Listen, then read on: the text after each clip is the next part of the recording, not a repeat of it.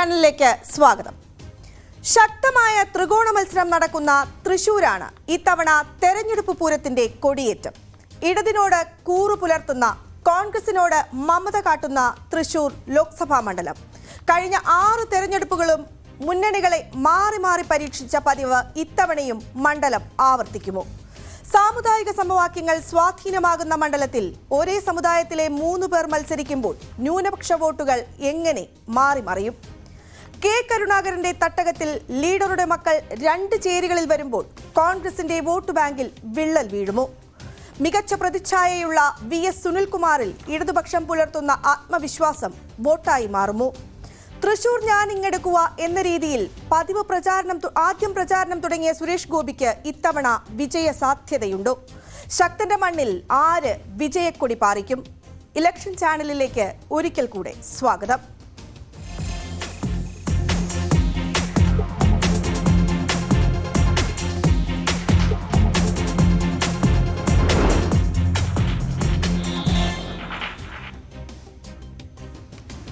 തൃശൂർ ലോക്സഭാ മണ്ഡലത്തിന്റെ ഒരു ചരിത്രം എടുക്കുമ്പോൾ 7 നിയമസഭാ മണ്ഡലങ്ങളാണ് തൃശ്ശൂരിലുള്ളത്. പ്രത്യേകിച്ച് ഗുരുവായൂർ, ഒല്ലൂർ, മണലൂർ, പുതുക്കാട്, നാട്ടിക, ഇരിങ്ങാലക്കുട, അതുപോലെ തന്നെ തൃശൂർ.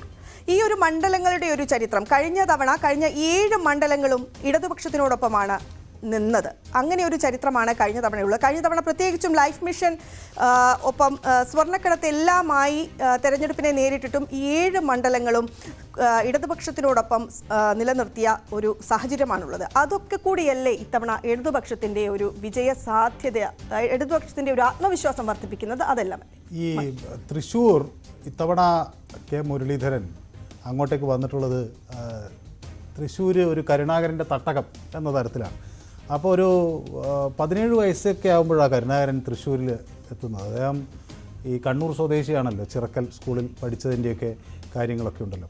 അങ്ങനെ 17-ാം വയസ്സിലെത്തിയ കരുണാകരൻ അവിടെ നിന്നാണ് പിന്നെ മുനിസിപ്പൽ കൗൺസിലർ പോലെ ആദ്യം ചെറിയ രംഗത്ത് അദ്ദേഹം പ്രവർത്തനം ആരംഭിക്കുന്നു. പിന്നെ കൊച്ചി നിയമസഭാംഗമാകുന്നു, പിന്നെ തിരുക്കൊച്ചി നിയമസഭാംഗമാകുന്നു. പക്ഷേ ഇത് നോക്കൂ, ഐക്യ കേരളത്തിൻ്റെ ആദ്യത്തെ നിയമസഭാ തെരഞ്ഞെടുപ്പിൽ കെ കരുണാകരൻ തോറ്റു. പക്ഷേ ആ തോൽവി അദ്ദേഹം ഒരു ചവിട്ടുപടിയാക്കി. അങ്ങനെ 17 വയസ്സ് തൊട്ട് 92 വയസ്സ് വരെ അദ്ദേഹം തൃശ്ശൂരിൻ്റെ ഭാഗമായിരുന്നു. അപ്പോൾ കരുണാകരൻ്റെ ഒരു തട്ടകം എന്ന രീതിയിലാണ് നമ്മൾ തൃശ്ശൂരിൽ അറിയുന്നത്. കരുണാകരനെ പലപ്പോഴും ആളുകൾ പിന്നിൽ നിന്ന് കുത്തി എന്നുള്ള ആരോപണമുണ്ട്.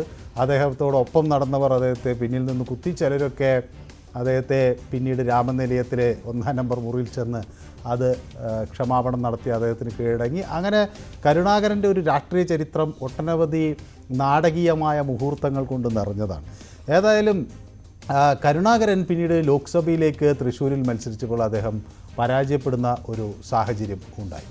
അപ്പോൾ അങ്ങനെ ഇത് തൃശ്ശൂരിൻ്റെ ഒരു സ്വഭാവം അൺപ്രഡിക്റ്റബിളാണ്. അത് ആരെ എപ്പോൾ തോൽപ്പിക്കാൻ കഴിയില്ല എന്നൊന്നും നമുക്ക് പറയാൻ പറ്റും. മാറി മാറി മുന്നണികളെ ഈ കഴിഞ്ഞ വി രാഘവന് ശേഷം വന്നത് മാറി മാറി ഉള്ള ഒരു പരീക്ഷണമാണ് ഉണ്ടായത്. അപ്പോൾ തൃശ്ശൂർ വളരെ അൺപ്രഡിക്റ്റബിളാണ്. ഇത്തവണ എനിക്ക് തോന്നുന്നത് 2 മുന്നണികളും ഒരുപോലെ ഭയക്കുന്ന ഒരു കാൻഡിഡേറ്റായി സുരേഷ് ഗോപി മാറിയിട്ടുണ്ട്. അതിന് വേറൊരു പ്രധാന കാരണം ഈ തൃശ്ശൂർ മണ്ഡലത്തിൽ കൂടുതൽ സ്ത്രീ വോട്ടർമാർ വിജയം വലിയ സുവിക്ക് അറിയായിരിക്കും, സുവി അവിടെ ജോലി ചെയ്തിട്ടുള്ളതുകൊണ്ട് തന്നെ സ്ത്രീ വോട്ടർമാർക്ക് വലിയ പ്രാതിനിധ്യം. സ്ത്രീ വോട്ടർമാർക്കിടയിൽ സുരേഷ് ഗോപിക്ക് ഒരു സ്വാധീനം ചെലുത്താൻ പലപ്പോഴും കഴിഞ്ഞിട്ടുണ്ട്, അവരെ ആകർഷിക്കാൻ പലപ്പോഴും കഴിയുന്നു. പ്രത്യേകിച്ചും സുരേഷ് ഗോപിയുടെ ഒരു പ്രചാരണം നടക്കുമ്പോൾ അവിടെ ഏറ്റവും അധികം നമ്മൾ കാണുക സ്ത്രീ വോട്ടർമാരെയാണ്. നമ്മൾ എപ്പോഴും VS അച്യുതാനന്ദൻ തെരഞ്ഞെടുപ്പ് പ്രചാരണത്തിന് എത്തുമ്പോൾ നമ്മൾ കാണാറുണ്ട്, കണ്ണേ കരളെ VS എന്ന് പറഞ്ഞിട്ട് മുത്തശ്ശിയാർ പോലും വരുന്നൊരു സാഹചര്യം നമ്മൾ കണ്ടിട്ട്.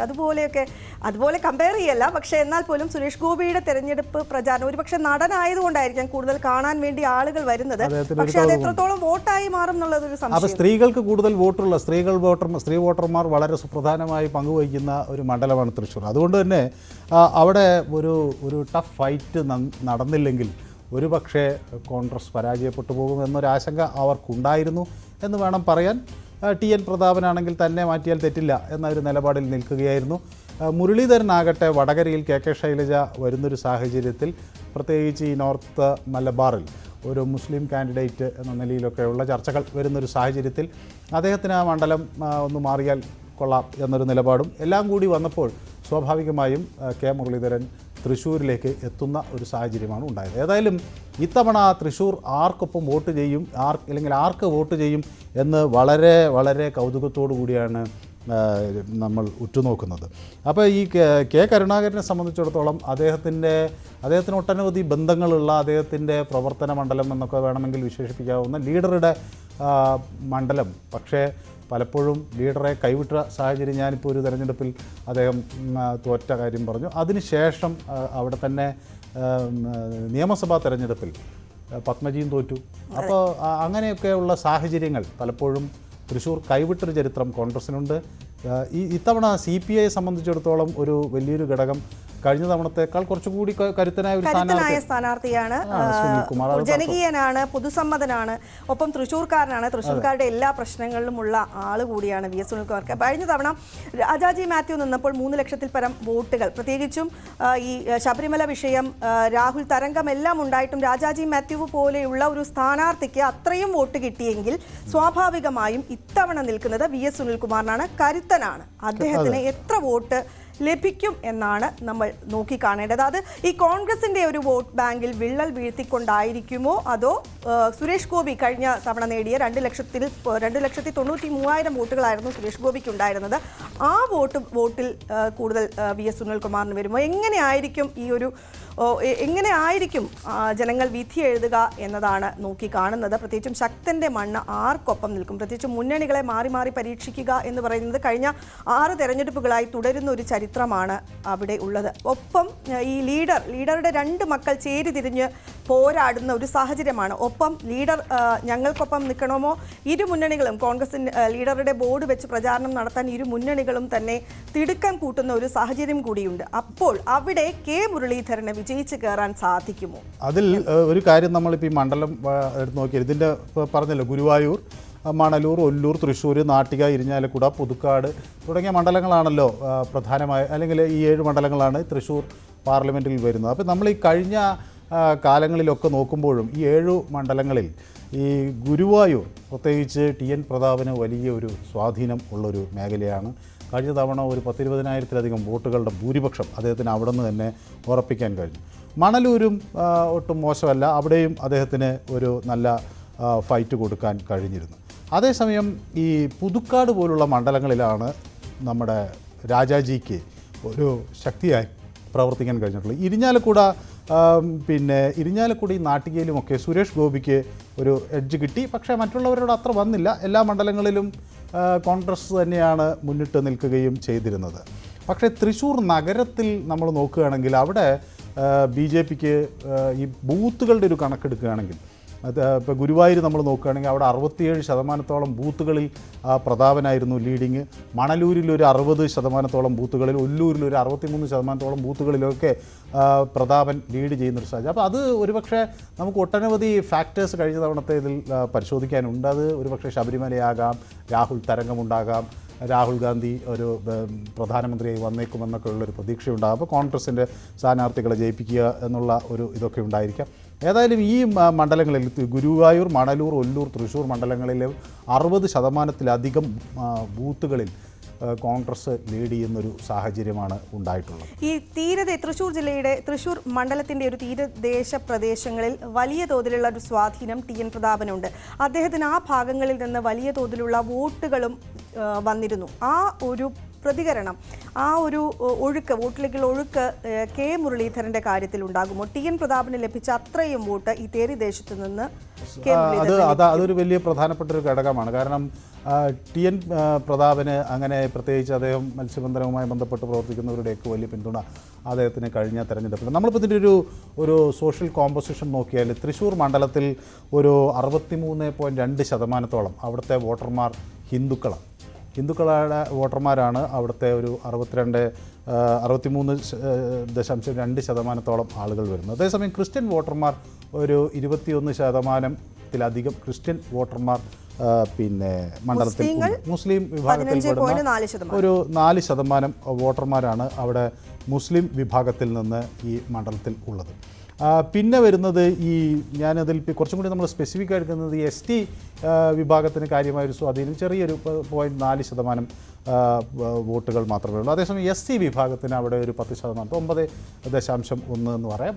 ഇത് ഞാൻ പറയുന്നതൊക്കെ ഇത് 2011 ഒരു സെൻസസ് വെച്ചാണ്. ഇപ്പോൾ അതിലൊരു നേരിയ അങ്ങോട്ടും ഇങ്ങോട്ടും ചെറിയ മാറ്റങ്ങളുണ്ടായി. എന്നാലും ഏറെക്കുറെ നമുക്ക് ലഭ്യമായിട്ടുള്ളൊരു കണക്ക് നോക്കുമ്പോൾ ഇത് തന്നെയാണ്. അപ്പോൾ ഈ പിന്നോക്ക വിഭാഗത്തിൻ്റെ ഒരു സ്വാധീനം കഴിഞ്ഞ വർഷം ഈ TN പ്രതാപന് അനുകൂലമായിട്ട് വരികയും ചെയ്തിട്ടുണ്ട്. അപ്പോൾ ഇത്തവണ അത് എങ്ങനെ മാറും എന്നുള്ളതാണ് ഒരു പ്രധാന വിഷയം. മാത്രമല്ല ഈ സാമുദായിക സമവാക്യങ്ങൾ എന്ന് പറയുന്നത് നമ്മൾ എത്രയൊക്കെ പറഞ്ഞാലും അതില്ല, മതമില്ല, ജാതിയില്ല എന്നൊക്കെ പറഞ്ഞാലും സ്ഥാനാർത്ഥി നിർണയത്തിലും വോട്ട് ചെയ്യുന്നതിലുമൊക്കെ ഈ സാമുദായിക സമവാക്യങ്ങൾ എപ്പോഴും കടന്നു വരാറുണ്ട്.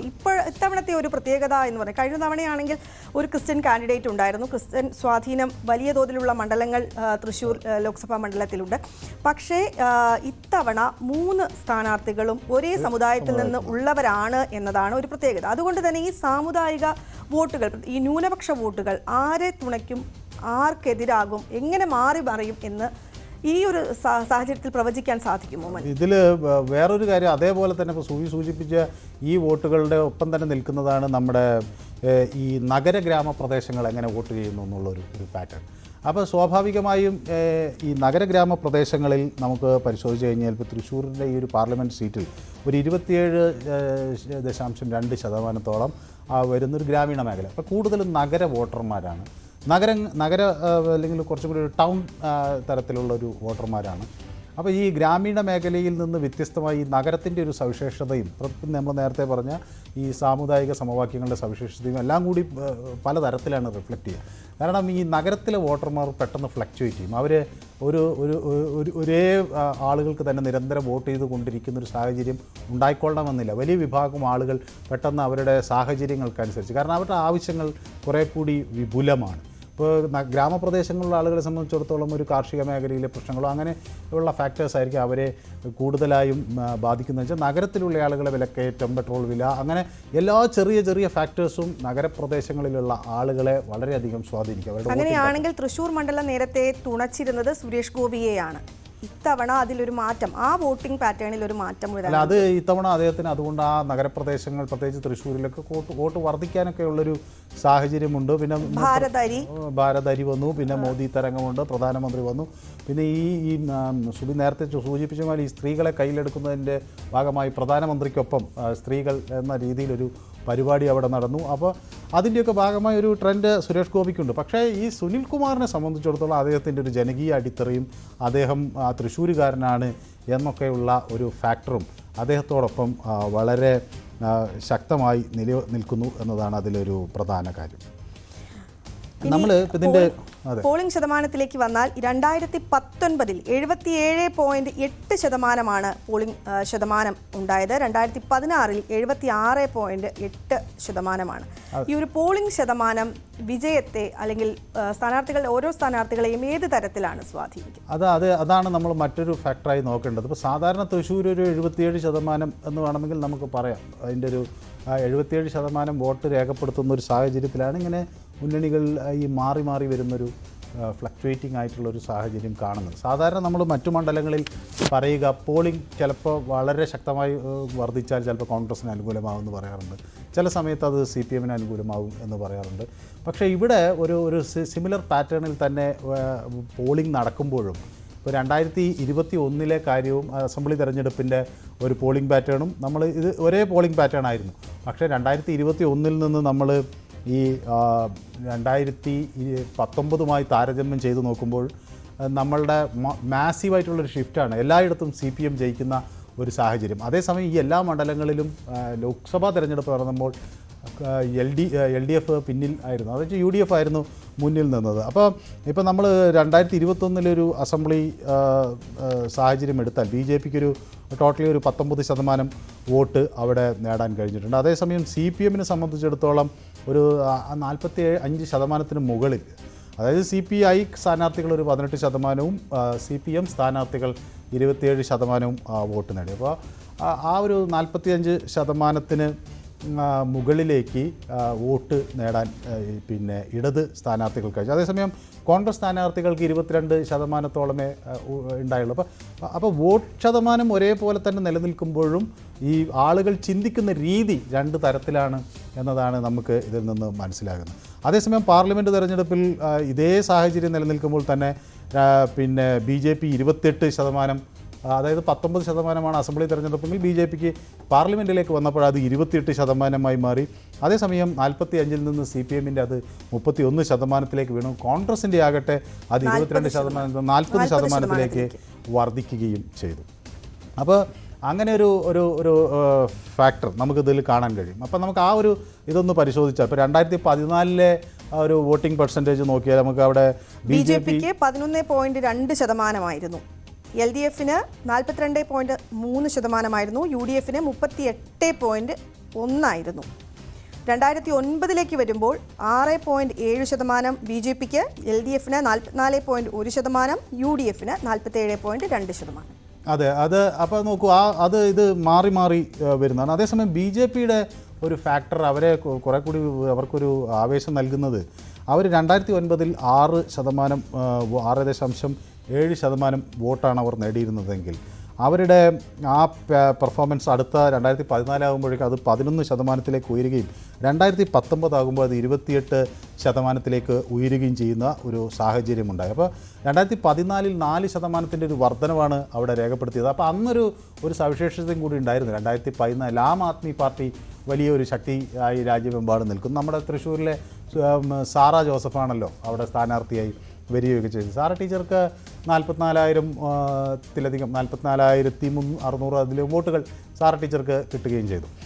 പക്ഷേ KP ശ്രീശൻ്റെ വോട്ട് ആ വർഷമാണ് 1,00,000 കടക്കുന്നത്. സാധാരണ BJP അവിടെ നാളിതുവരെ മത്സരിച്ചിട്ട് നമ്മുടെ രമ രഘുനന്ദനോ അതിനു മുമ്പ് ഒക്കെ മത്സരിച്ചിട്ടുള്ള സ്ഥാനാർത്ഥികൾ PS ശ്രീശനോ ഒക്കെ മത്സരിക്കുമ്പോൾ നിന്ന് വ്യത്യസ്തമായ ഒരു രീതിയിൽ 2014 ആകുമ്പോഴേക്കും 1,00,000 വോട്ട് എത്തുക എന്നൊരു രീതിയിലേക്ക് BJPക്ക് വളരാൻ കഴിഞ്ഞു. അതേസമയം അത് പിന്നീട് സുരേഷ് ഗോപി വരുന്ന ഒരു ഘട്ടമാകുമ്പോഴും അത് 2,93,000 ഉയരുന്നു. എന്ന് വെച്ചാൽ 3 ഇരട്ടിയിലധികമായി വർദ്ധിക്കുന്ന ഒരു സാഹചര്യം അവിടെ ഉരുത്തിരിഞ്ഞു വരികയും ചെയ്തു. അപ്പോൾ ഇതൊരു അൺപ്രഡിക്റ്റബിൾ ലാൻഡായി തൃശ്ശൂരിനെ മാറ്റുന്നു എന്നതാണ് അതിലെ ഒരു സുപ്രധാനമായ കാര്യം. അപ്പോൾ ആർക്കും ഒരു തരത്തിലും പ്രവചിക്കാൻ കഴിയില്ല. ഒരുപക്ഷേ ഈ ലോക്സഭാ തെരഞ്ഞെടുപ്പ് വീണ്ടും ഇതിൽ BJPയുടെ വോട്ടിംഗ് ശതമാനം വർദ്ധിച്ചാൽ അത് സുരേഷ് ഗോപിക്ക് അനുകൂലമാകും. അതേസമയം CPMൻ്റെ അസംബ്ലി തെരഞ്ഞെടുപ്പിൽ ആ വിജയത്തിന് അനുസൃതമായുള്ള ഒരു വോട്ടിംഗ് പാറ്റേണിലേക്ക് കാര്യങ്ങൾ പോയാൽ അത് വീണ്ടും സുനിൽകുമാറിന് അനുകൂലമാകും. അതേസമയം കഴിഞ്ഞ തെരഞ്ഞെടുപ്പിലുണ്ടായ ഒരു ട്രെൻഡ് വീണ്ടും നിലനിർത്തിയാൽ അത് വീണ്ടും K മുരളീധരന് അനുകൂലമായിട്ട് വരാനിരിക്കും. പക്ഷേ ഇതിലൊക്കെ വന്നിട്ടുള്ള ഒരു വലിയ പ്രശ്നം ഈ പത്മജ വേണുഗോപാലിൻ്റെ ഒരു എൻട്രിയാണ്. അത് ആരെ എങ്ങനെ ബാധിക്കും എന്നറിയില്ല. ഇതെല്ലാം നമുക്ക് അതിലേക്ക് കടക്കുന്നതിന് മുമ്പ് ഒരു ചെറിയ ഇടവേള ഇലക്ഷൻ ചാനലിൽ ആവശ്യമാണ്. ഒരു ചെറിയ ഇടവേള.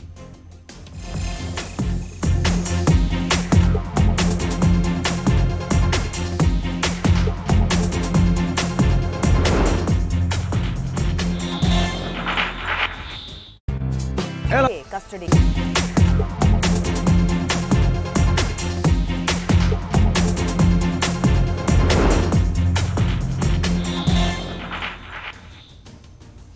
ഇലക്ഷൻ ചാനൽ തുടരുന്നു. തൃശൂർ ശക്തന്റെ മണ്ണ് ഇത്തവണ ആർക്കൊപ്പം നിൽക്കുമെന്നാണ് ഇന്ന് ഇലക്ഷൻ ചാനൽ പരിശോധിക്കുന്നത്. നമ്മൾ പത്മജ ഫാക്ടറിലായിരുന്നു പറഞ്ഞിരുന്നത്. പത്മജ കഴിഞ്ഞ തവണ പത്മജയുടെ മീൻസ് ഒരു വലിയ കോൺഗ്രസിനിടയിൽ പോരുണ്ടായിരുന്നില്ല.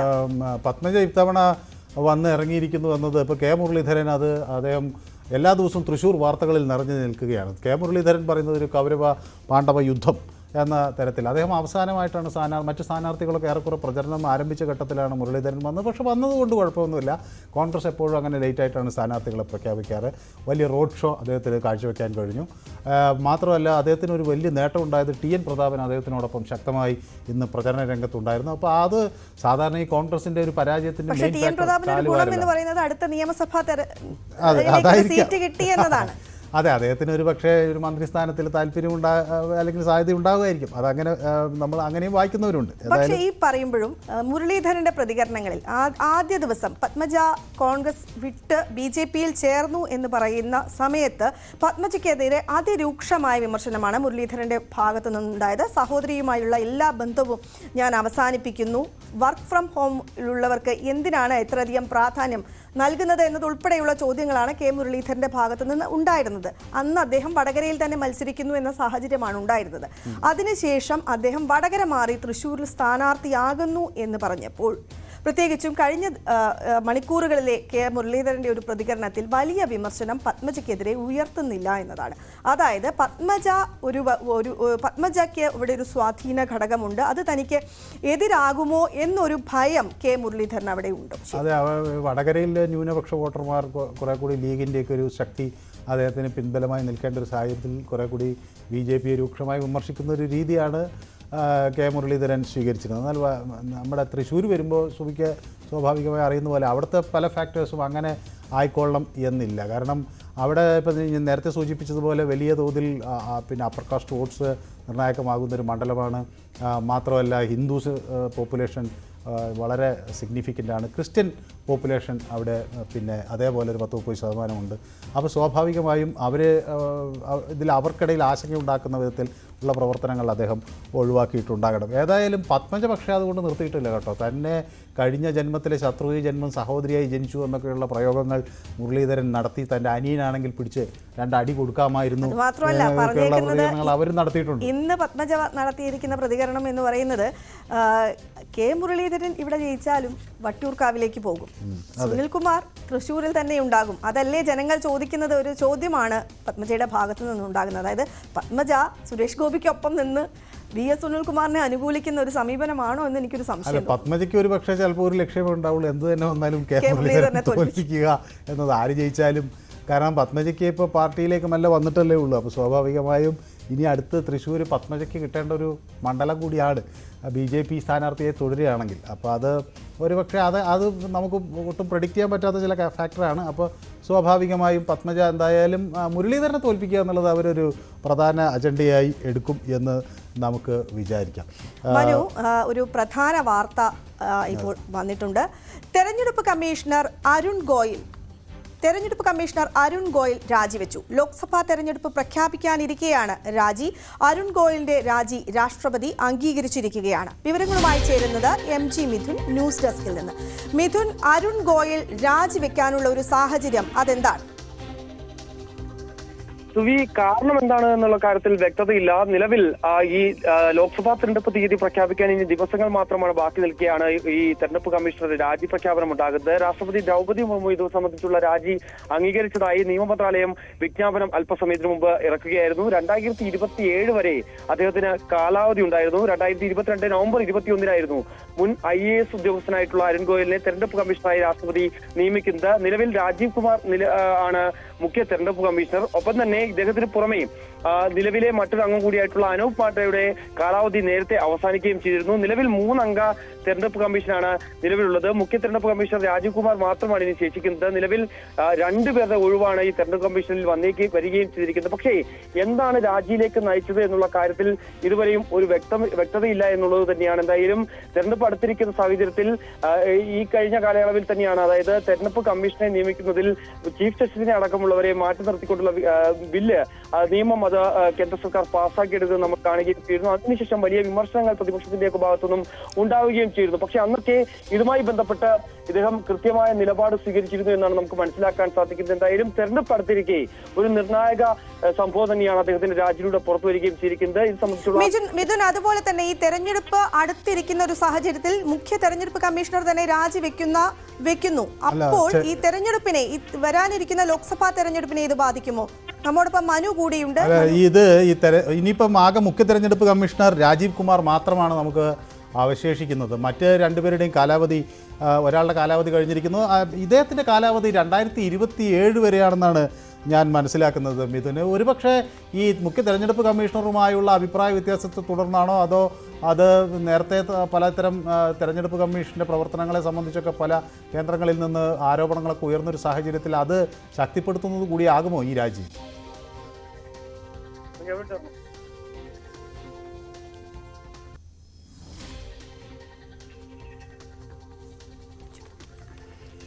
മിഥുൻ, ഈ തെരഞ്ഞെടുപ്പ് കമ്മീഷണറുടെ രാജി ഈ തെരഞ്ഞെടുപ്പ് കമ്മീഷന്റെ കാലാവധി നവംബർ 2027 വരെയാണല്ലോ ഉണ്ടായിരുന്നത് അരുൺ ഗോയലിൻ്റെ. അപ്പോൾ ഇത് നേരത്തെയുള്ള 2024 തന്നെ അദ്ദേഹം രാജിവെക്കുന്ന ഒരു സാഹചര്യം വരുമ്പോൾ അത് ഈ മുഖ്യ തെരഞ്ഞെടുപ്പ് കമ്മീഷണറുമായുള്ള അഭിപ്രായ വ്യത്യാസത്തെ തുടർന്നാണോ അത് ഉണ്ടായത് എന്നുള്ള സംശയങ്ങൾ വരാനുള്ളൊരു സാഹചര്യമുണ്ടോ?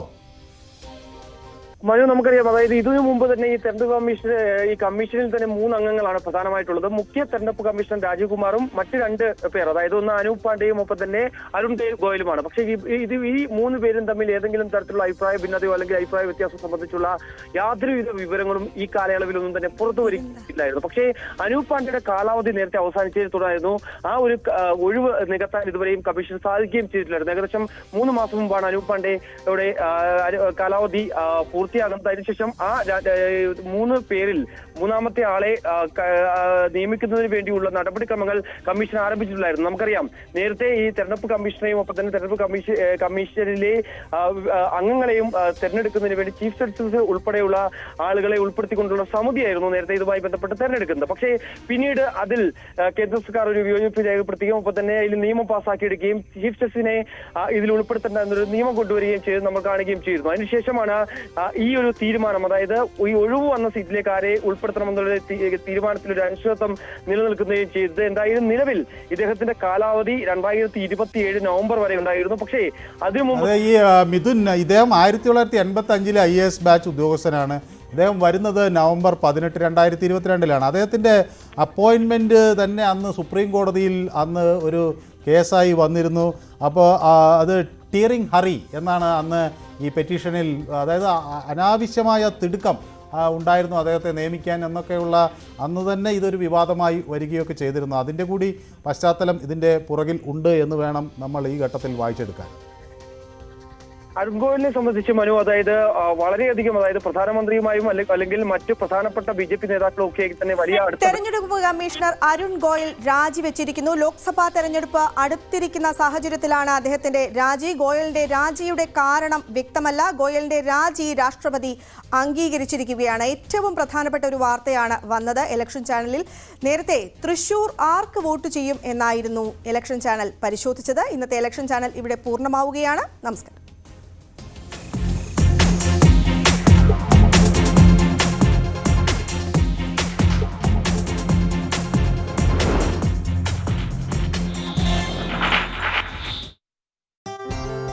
കൊട്ടാര